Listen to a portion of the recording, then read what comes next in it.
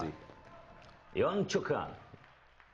Este cel mai harnic legumicultor din Lozo. Ieri a reușit să aducă primii, dar și cei mai mari dovleci la locul unde exact peste o săptămână vor veni toți fanii bucatelor din Dovleac.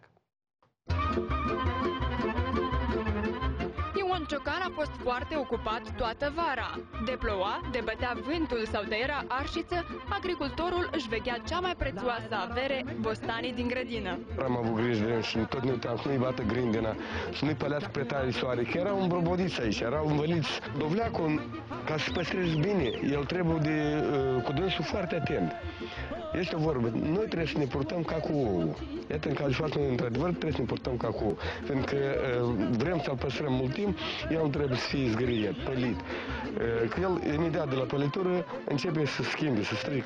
Are în grădină soiuri de tot felul, însă noi am pus ochiul pe cei pe care nu poți să-i treci cu vederea. Bostani de peste 80 de kilograme, semințele cărora au fost aduse din Canada, acolo unde dovlecii bat toate recordurile. 8 ani zile păstrez această sămânță. Au crescut la fel de mari?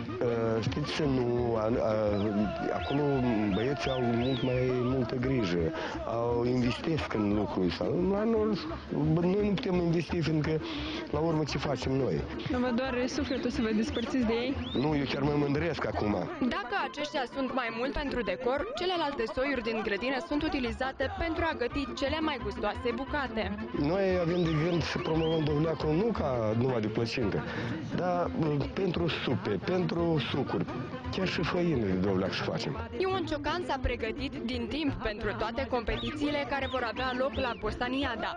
Cel mai mare dovleac, cel mai greu sau cel mai frumos. Pentru asta, chiar cu o săptămână înainte, îi scoate din curte, ajutat de o întreagă echipă de la școala de internat din Strășeni. Toată vara am fost la domnul Ion Ciocan, am ajutat la creșterea dovlecilor.